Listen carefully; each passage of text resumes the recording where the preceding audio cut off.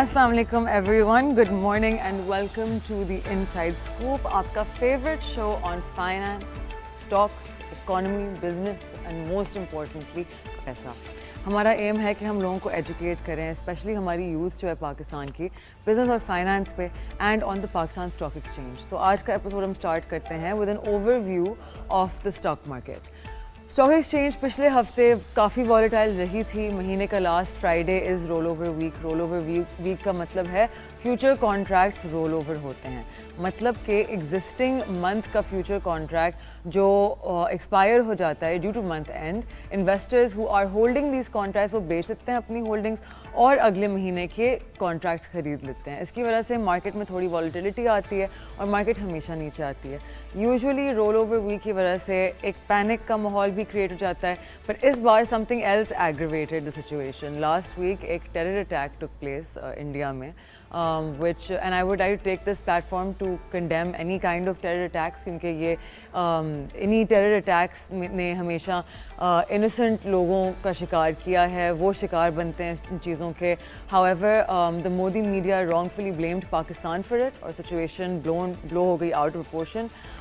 Not going into the specifics of the attack क्योंकि we're not a political show, लेकिन blame Pakistan को blame करना और propaganda आगे करना it's not right. खैर ये इंसिडेंट की वजह से बहुत कमोशन हो गई मार्केट में. नेचुरली पॉलिटिकल इंस्टेबिलिटी की वजह से होती है. इन्वेस्टर सेंटिमेंट ओवरनाइट नेगेटिव हो गया, जिसकी वजह से एक ब्लड बाथ बन गई मार्केट ने 2500 पॉइंट्स लूज़ किए और लोगों ने पैनिक सेलिंग शुरू कर दी और अपनी पोजीशंस लॉस में बुक करना शुरू कर दी. विद रोल ओवर वीक एक डाउनफॉल कॉज हुआ मार्केट में. हाउएवर जब भी आपकी मार्केट क्रैश डाउन होती है, एक कोट याद आता है बाय बैरन रॉथस्चाइल्ड. ये वो फैमिली है जिसने बैंकिंग इंट्रोड्यूस की थी दुनिया में. So the coat goes by when there is blood in the streets, even if the blood is your own. ये एक बहुत मीनिंगफुल कोट है उन लोगों के लिए जो देख रहे हैं और विटनेस कर चुके हैं मार्केट क्रैशेस. उनको पता है कि एक सडन फॉल इन मार्केट जो किसी भी सिचुएशन की वजह से कॉज होती है, ये बेस्ट अपॉर्चुनिटी होती है ख़रीदने की. मतलब कि अगर आप अपने इमोशंस को कंट्रोल रखें और आप देख सकते हैं कि ओवरऑल कुछ गलत नहीं हो रहा स्टॉक मार्केट में, there's nothing wrong with it macro economically और इकोनॉमी में, तो सिर्फ एक पैनिक है जो स्प्रेड कर रहा है. तो फिर आप एक इंक्लूजन पे अराइव करते हैं कि मार्केट आपको एक अपॉर्चुनिटी दे रही है to by the same stock एक डिस्काउंट पे. तो ऐसा ही हुआ, मार्केट गिरी लाइक एनीथिंग पिछले हफ्ते. हाउएवर क्लोजिंग से पहले फ्राइडे को we witnessed buying and trend आज भी कंटिन्यू कर रहा है over 1000 points plus. So this brings me to telling you guys futures के बारे में और रोल ओवर वीक के बारे में. सिंपल लफ्ज़ों में फ्यूचर्स कॉन्ट्रैक्ट्स एक ऐसा अग्रीमेंट होता है जिसमें आप डिसाइड करते हैं कि आप स्टॉक को फ्यूचर में किस प्राइस पे बाय या सेल करेंगे. In the future for example in अप्रैल आपने डिसाइड किया कौन सा रेट उस स्टॉक का अगले महीने होगा, मतलब कि मई में, तो उसी हिसाब से मई का फ्यूचर कॉन्ट्रैक्ट का रेट होगा. लेकिन याद रहे अभी फॉरेन शेयर देना ज़रूरी नहीं होता.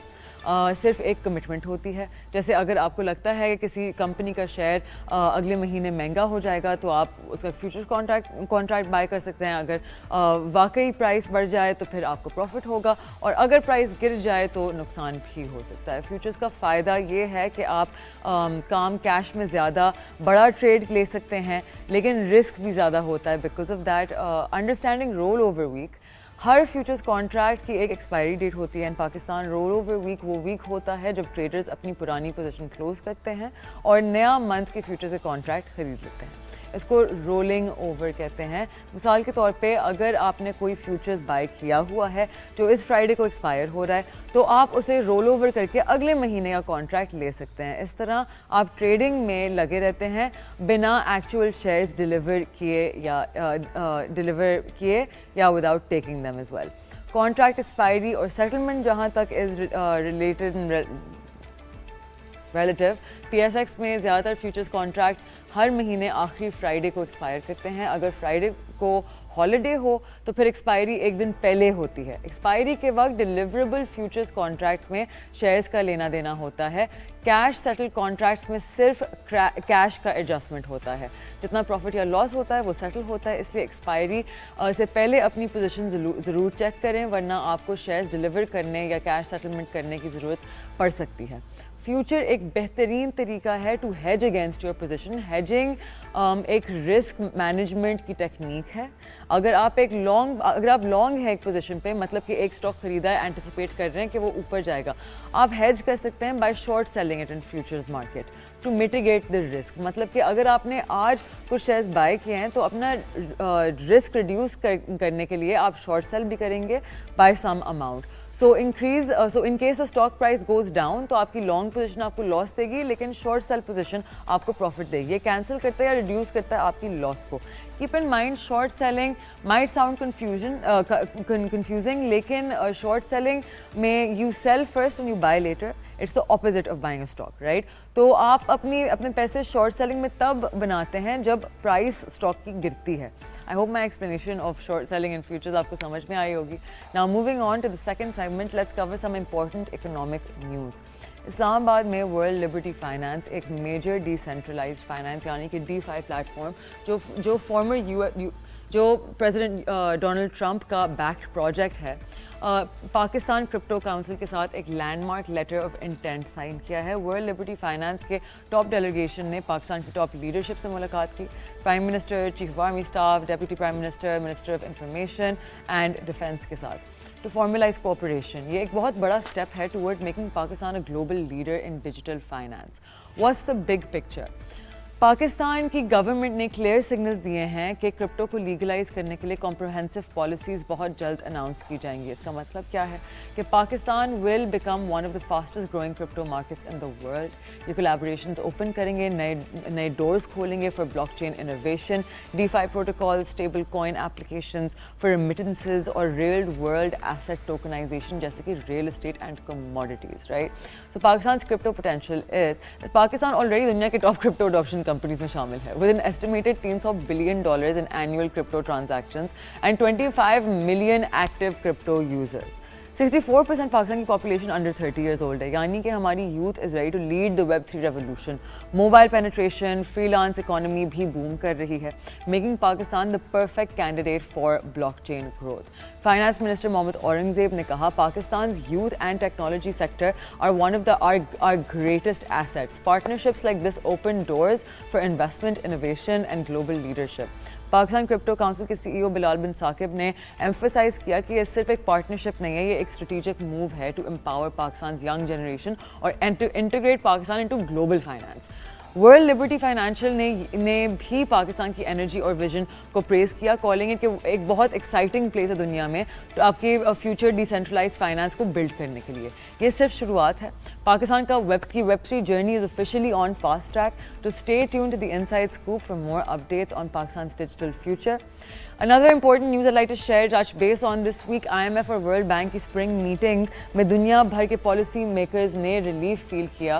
US centric economic system ابھی تک collapse نہیں ہوا. ڈونلڈ ٹرمپ کی inward policies کے باوجود US ڈالر اب بھی دنیا کی safe haven بنا ہوا ہے اور IMF اور World Bank جیسے institutions ابھی بھی secure ہیں, لیکن officials اب بھی concerned ہیں کہ اگر US اپنی support ہٹا لے تو دنیا کے $25 ٹریلین کے بانڈز اور لونز رسک میں آ سکتے ہیں. یورو تھوڑی پاپولیرٹی گین کر رہا ہے, لیکن پولیٹیکل انسٹیبلٹی اور لمیٹڈ سیف ایسٹس کی وجہ سے ابھی تک ڈالر کو کوئی سیریس کمپیٹیٹر نہیں ملا ہے.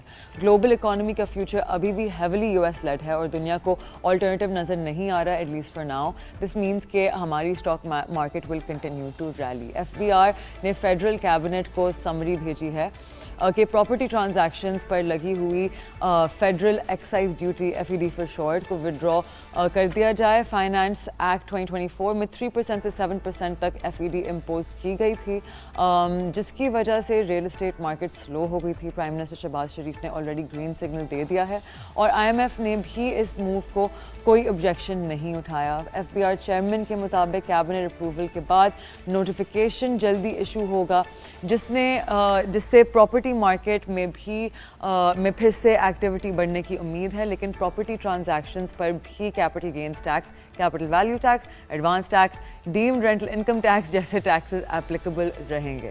ریئل اسٹیٹ ایکسپرٹس کہہ رہے ہیں کہ FED ہٹانے سے بائرز اور سیلرز کو بہت بڑا ریلیف ملے گا اینڈ پراپرٹی ویلیو اسٹیبل رہنی چاہیے. To further get clarity we have a guest who will be with us after a short break, تو ہمارے ساتھ رہے گا, کہیں نہیں جائے گا. آپ دیکھ رہے ہیں the inside scope and I am Mishal Khan.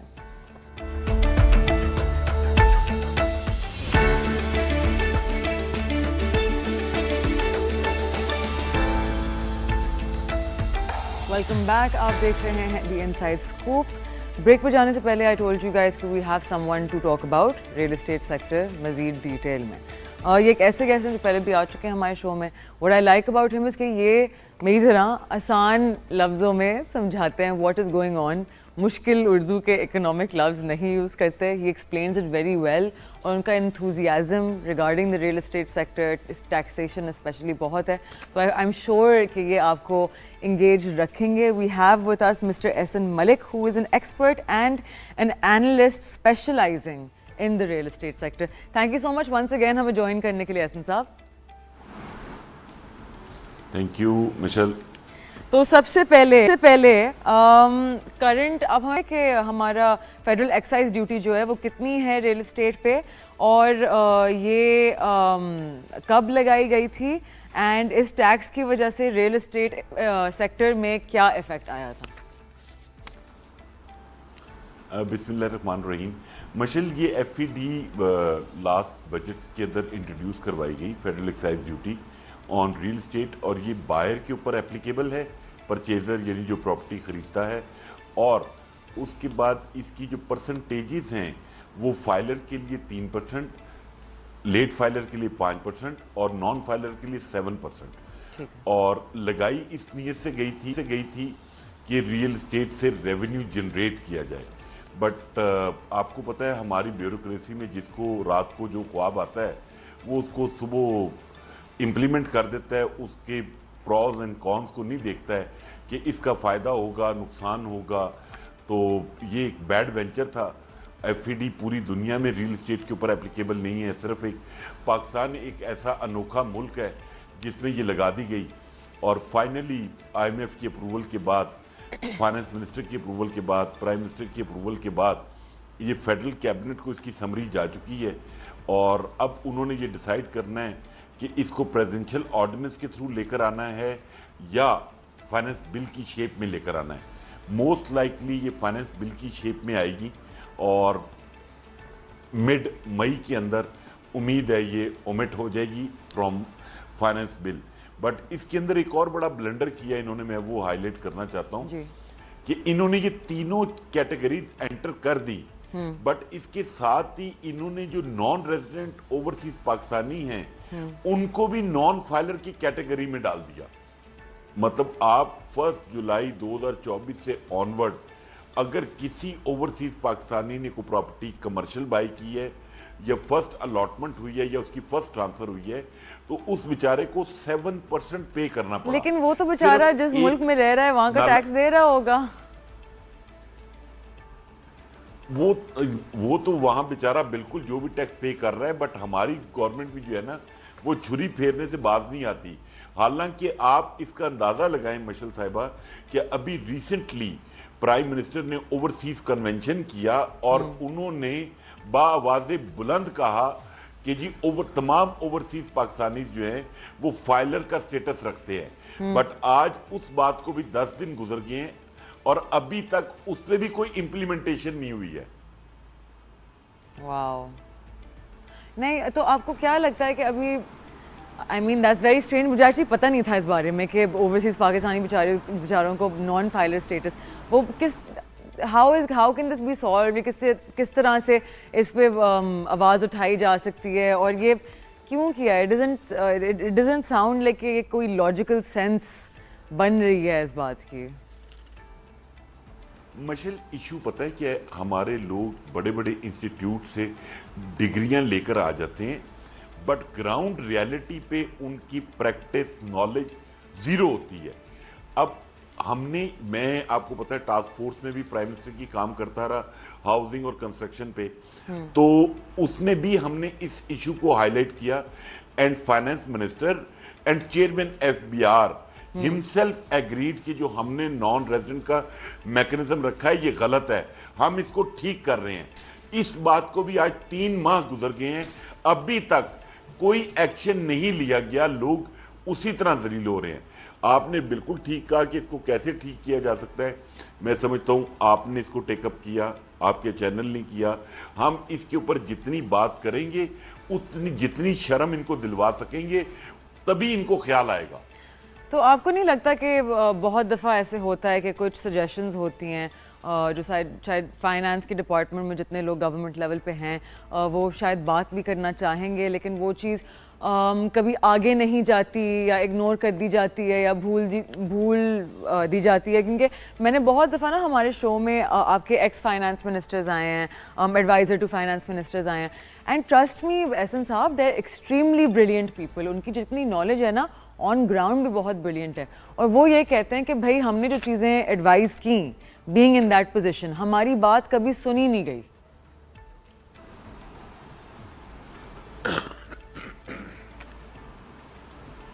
مشل بات یہ ہے, یہ جتنے بھی بریلینٹ پیپل آپ کے پاس آئے, چاہے وہ فائنانس منسٹر تھے پرانے یا وہ چیئرمین ایف بی آر تھے, بٹ ان تمام کو اپنی کرسی چھوڑنے کے بعد ہی بریلینٹ آئیڈیاز آتے ہیں. اس سے پہلے آئیڈیا نہیں آتا ان کو. اس وقت یہ سٹک ہو جاتے ہیں جس سائڈ پہ ان کو بیوروکریسی لے کر چلتی ہے, یہ اسی کی طرح پیچھے پیچھے چلتے رہتے ہیں. مطلب میں سارا دن خود بھی ایف بی آر میں فائنانس ڈویژن میں لوگوں کو دیکھتا رہا, پچھلی گورنمنٹ کے ساتھ بھی کام کیا, اس سے پچھلی والی کے ساتھ بھی کیا, بٹ اگر آپ یہ دیکھیں جس قسم کی ٹیکسیشن انہوں نے اناؤنس کی ہوئی ہے, مطلب آپ کی دنیا اس ریل اسٹیٹ ہاؤسنگ کنسٹرکشن سے ترقی کر رہی ہے, ہم لوگوں کو ڈسکریج کر کے اپنے ملک کا پیسہ باہر بھجوا رہے ہیں. ایسا ہی چاہے وہ دبئی ہے, چاہے وہ ٹرکی ہے, چاہے وہ ملیشیا ہے, چاہے وہ پرتگال ہے. مطلب ہمارا کیپٹل یہاں سے فلائی ہو رہا ہے جسٹ بیکاز آف آپ کی پالیسیز کی وجہ سے. بٹ میں ہوپفل ہوں کہ 3 جون کو جو بجٹ آئے گا سینس پریویل کرے گی اور کچھ چیزیں بہتری کی طرف چلیں گی, کیونکہ اگر اس دفعہ بھی انہوں نے کیا یہی میکنزم رکھا ہیوی ٹیکسیشن والا, تو شاید اس سے زیادہ کیپٹل فلائی ہو اور شاید اکانومی آپ سے سیٹل ڈاؤن بھی نہ ہو. کیونکہ میں یہ سمجھتا ہوں کہ اگر آپ نے اکانومی چلانی ہے تو آپ نے ریل اسٹیٹ کو چلانا ہے. تو آپ کو کیا لگتا ہے ابھی, بیکاز پچھلے کچھ سال ریل اسٹیٹ کا سیکٹر اوبویسلی یہ ایک ایسا سیکٹر ہے جو 10 سال کی سائیکل میں چلتا ہے, جیسے کہ ہم سب جانتے ہیں, right. At the beginning it is love, پھر آہستہ آہستہ اٹ گوز اپ, پھر پیک پہ پہنچتا ہے, پھر واپس نیچے کی طرف آنا شروع ہو جاتا ہے لائک اے سرکل. جس طرح ہماری اسٹاک مارکیٹ کی بھی سائیکلز ہوتی ہیں ان اکارڈنس ود آپ کی مانیٹری پالیسی کس طرح سے جا رہی ہے, آپ کا سینٹیمنٹ کیا ہے ملک میں, میکرو اکنامک اسٹیبلٹی, یہ ساری چیزیں. تو آپ کو کیا لگتا ہے کہ ریل اسٹیٹ سیکٹر کا ریوائول کب آئے گا؟ واٹ از دا اندازہ, 6 مہینے, 12 مہینے, 18 مہینے, 24 مہینے؟ مشل بات یہ ہے کہ اگر یہ 3 جون کو اپنی پالیسی کو ریویو نہیں کرتے اور ایک friendly policy for real estate housing اور کنسٹرکشن نہیں لے کر آتے, تو پھر تو شاید مجھے نہیں لگتا کہ بہتری نظر آئے گی. بٹ میری یہ امید ہے جن کوریڈورز میں میری بات چیت ہو رہی ہے, جہاں پہ ورکنگ چل رہی ہے, سینس پریویل کرے گی اور ریل اسٹیٹ چلے گی. جہاں تک رہی بات آپ نے کی اسٹاک مارکیٹ کی, آپ کو پتہ ہے اسٹاک مارکیٹ میں جو لوگ ہیں وہ کافی پاورفل ہیں. They have a blackmailing tool. مطلب اگر ان کے اگینسٹ کوئی بھی بات کی جائے تو اگلے دن 4000 پوائنٹ انڈیکس نیچے ہوتا ہے. نہیں بھائی ایسے نہیں ہوتا, کیا بات کر رہے ہیں. نہیں ایک سیکنڈ, یہ آپ نے میری مارکیٹ پہ انگلی اٹھائی ہے, سوال ہی پیدا نہیں ہوتا. میں نے آپ کی مارکیٹ پہ نہیں, آپ کے پاورفل لوگوں کے اوپر اٹھائی ہے. ان کو جتنا کریڈٹ دیا جاتا ہے نا ان کے پاس اتنا ہے نہیں. ایکچولی $50 بلین کی ہماری مارکیٹ کیپ ہے. یہ جو آپ جن سٹاکس کی ہم بات کرتے ہیں نا, جس انڈیکس کی آپ بات کر رہے ہیں, ان سٹاکس کی اٹھا کے آپ مارکیٹ کیپ دیکھیں, ان میں سے کسی کے پاس اتنے پیسے نہیں ہیں.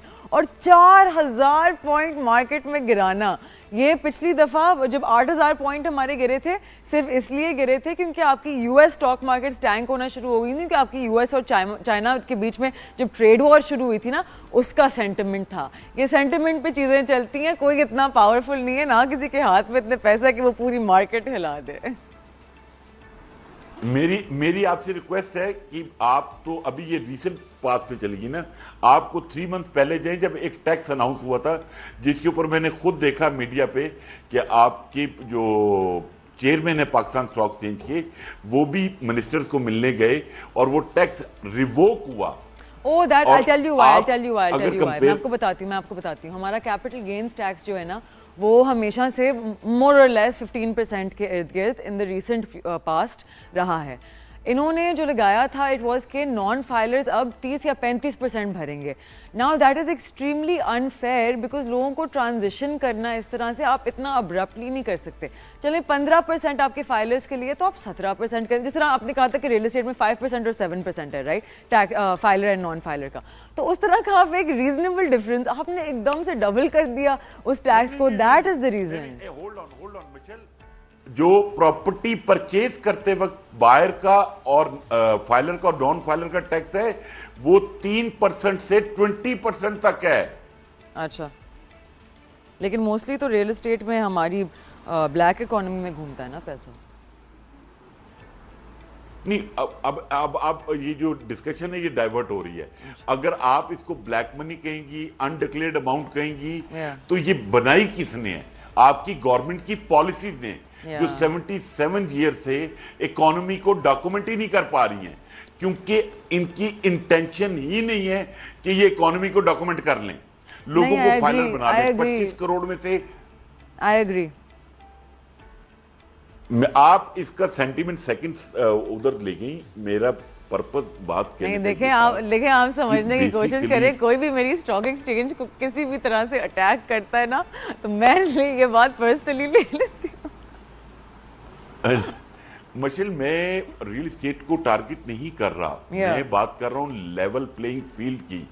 آپ اسٹاک مارکیٹ میں آج ماڑی گیس کا, پی پی ایل کا شیئر پرچیز کریں, you have to just pay the brokerage to the house. بالکل. جبکہ پراپرٹی آپ پرچیز کرنے جائیں تو گورنمنٹ کو آپ نے کتنے ٹیکسز پے کرنے ہیں یہ آپ کو آئیڈیا ہی نہیں ہے. مطلب آپ نے اگر ملک کی اکانومی کو چلانا ہے تو دونوں سیکٹرز کو لیول پلینگ فیلڈ دینی ہے. آپ اگر شیئر بیچتی ہیں اس پہ آپ نے کیپٹل گینز 15% دینا ہے, وہ میں نے بھی پے کرنا ہے, بٹ اس کے ساتھ extra selling, buying, deem income tax, property tax, مطلب ایف ای ڈی اور پروونشل ٹیکسز, مطلب آپ کیا کرنا چاہتے ہیں اس ملک کے ساتھ؟ میں بالکل سمجھ سکتی ہوں. آپ کو کیا لگتا ہے کہ اگر یہ پورا سسٹم, کیونکہ ابھی موسٹ چیزیں پیپر پہ ہو رہی ہوتی ہیں آپ کو پتہ ہے, اوپر سے آپ کو پتہ ہے کہ ایک انسان کو یہاں سے پرچہ اٹھانا ہے, وہاں سے اٹھانا ہے, یہ اتنا لوجسٹکلی ڈیفیکلٹ چیز ہے کہ بندہ اس سر کے درد سے ہی بھاگتا ہے رائٹ. تو ایک تو آپ کی سینٹیمنٹ ہی خراب ہوگی وہاں. آپ کو کیا لگتا ہے کہ اگر پورا سسٹم سم ہاؤ ڈیجیٹلائز ہو گیا تو یہ ایک تو ٹیکس نیٹ کو بھی فکس کر سکتا ہے, ٹیکس کلیکشن کو بھی فکس کر سکتا ہے, اور چیزوں کو آسان, مطلب آپ کی عوام کے لیے آسان کر سکتا ہے تاکہ وہ ریل اسٹیٹ میں بائنگ اور سیلنگ کرتے ہوئے ان کو اتنی مشکل نہ ہو. جی مشل, آپ بالکل ٹھیک کہہ رہی ہیں. اس کے لیے کمپیٹنٹ لوگ چاہیے اور ول چاہیے. اس وقت یہ دونوں چیزوں کی بہت سخت کمی ہے, نہ ول ہے نہ کمپیٹنٹ لوگ کام کر رہے ہیں. بالکل. صرف لوگ ٹائم پاس کر رہے ہیں. Agreed. کسی طریقے سے ہم ٹائم پاس کریں, بجٹ آنا ہے, آئی ایم ایف کو راضی کریں, ان کے جو ٹارگٹ ہیں ان کو کسی طریقے سے اچیو کریں. یہ جو ابھی اپریل گزرے گا اس میں آپ دیکھیے گا کو 150 بلین پلس کی شارٹ فال آئے گی, آئی ایم ایف کے جو ریونیو کی شارٹ فال بنے گی. تو میں ہر فورم پہ یہ بات کہتا ہوں کہ بھائی آپ کیوں نہیں چیزوں کو ری وزٹ کرتے, کیوں نہیں اپنی کیلکولیشنز کو دوبارہ کرتے. آئی ایم ایف کے ساتھ جو ٹرسٹ ڈیفیسٹ ہے وہ کہتا ہے کہ جی آپ وعدے بہت کرتے ہیں, ہم مشل سے بھی ٹیکس لیں گے, ایسن سے بھی ٹیکس لیں گے, بٹ آپ لیتے نہیں ہیں. آپ کی جو ایگزسٹنگ ٹیکس پیئر ہے آپ ہمیں یہ بتائیں آپ ان کو کتنا چارج کر سکتے ہیں. مطلب یہ اس سائڈ پہ نیو ٹیکس پیئر کی بیس کو بڑھانے کی طرف ان کی ورکنگ ہی نہیں ہے. جی ورنہ مطلب کیا مشکل ہے مشل کہ 25 کروڑ عوام ہیں, 7 کروڑ بینک اکاؤنٹ ہولڈرز ہیں, اور پھر بھی ہمارے 50 لاکھ فائلر ہیں. ہاں, I completely agree with you. I think actually ہمارا سسٹم, چاہے ہم بینکنگ کی بات کریں, چاہے ہم نادرا کی بات کریں, وہ اتنا ایک انفیشینٹ سسٹم ہے نا کہ میں آپ کو ایگزامپل دوں. جب میں فائلر بن رہی تھی مجھے لٹرلی کوئی 2-2.5 ہفتے لگ گئے تھے فائلر بننے میں, بیکاز آپ کی یہ ڈاکیومنٹ چاہیے, وہ چاہیے, جی اس کا پروف دیں, اس کا پروف دیں. It's such a long process کہ بندہ بولتا ہے چھوڑ دو, نہیں کرنا, میں نان فائلر والے زیادہ ٹیکس دے دوں گا. آپ سمجھ رہے ہیں؟ تو یہ انفیشنسیز جو ہے نا سسٹم میں, یہ ختم کرنی پڑیں گی.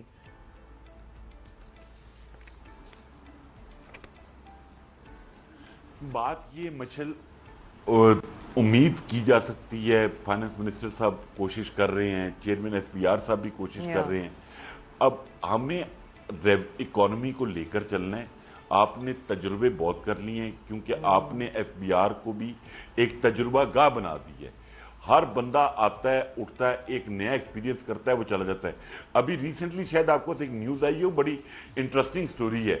ابھی ایک ٹیکس ہے 236C(4)(b) اس کی کلاس ہے، سیلر نے پے کرنا ہوتا ہے وہ ٹیکس.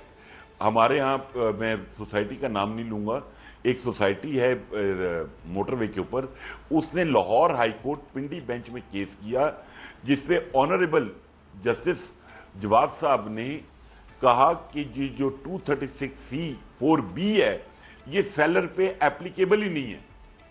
انہوں نے سٹے دے دیا. مطلب اتنی ویک لیجسلیشن کرتا ہے ایف بی آر.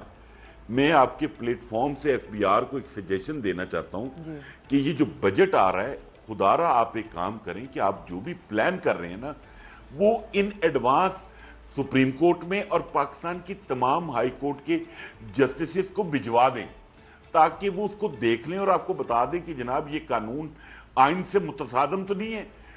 مطلب میں یہ ایف بی آر کی فیور میں بات کر رہا ہوں کہ کتنا ریونیو آپ کی عدالتوں میں سٹک ہوا ہے بالکل just because of weak legislation.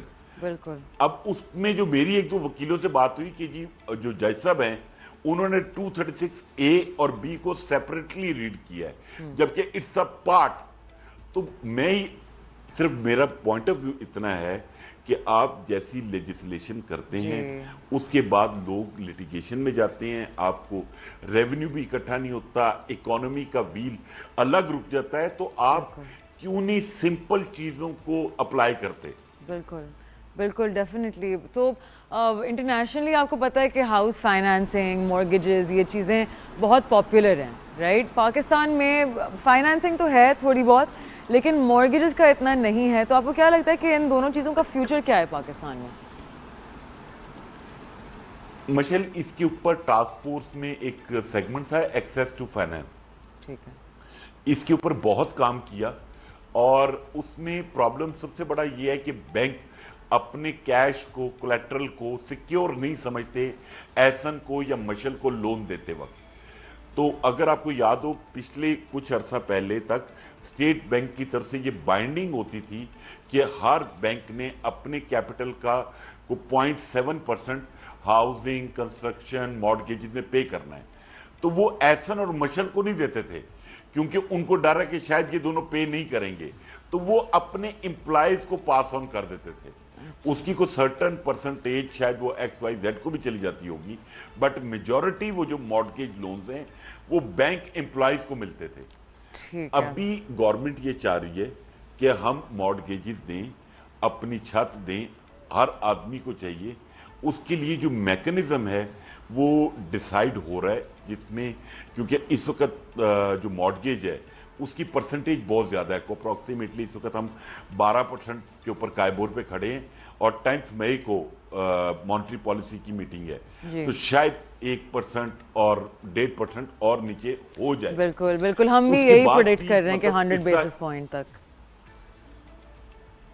تو اس کے بعد اس کے باوجود بھی یہ پرسنٹیج بہت زیادہ ہے ہاؤس لون کے لیے جب آپ نے 20-25 ایئرس کا لون لینا ہو. تو اس میں گورنمنٹ کی سوچ رہی ہے کہ 50% جو کنزیومر ہے یا بائر ہے وہ بیئر کرے اور 50% گورنمنٹ بیئر کرے. اگین اٹ ڈیپینڈس کہ IMF ان کو یہ سبسڈی دینے کے لیے الاؤ کرے گا یا نہیں کرے گا. بٹ اس کے علاوہ بھی ایک دو اور اچھے سلوشن ہیں. وہ یہ کہ اگر آپ IMF نہیں بھی مانتا تو جو بینک کا لون یا اس کی انسٹالمنٹ ہے اس کو آپ کنزیومر کی انکم ہی ٹریٹ نہ کریں. مطلب وہ جو ٹیکس اس پہ بنے گا تو وہ بھی ایک بہت اچھا لیوریج اور سپیس نکل سکتی ہے اگر ول ہو اور کمپیٹنٹ لوگ اس پہ کام کریں. تو مارٹگیجز ہونی چاہیے، ہر آدمی کو اپنی چھت ملنی چاہیے. I'm so sorry احسن صاحب, with that we end of our show. آپ لوگوں سے میں کل ملوں گی. Take care. خدا حافظ.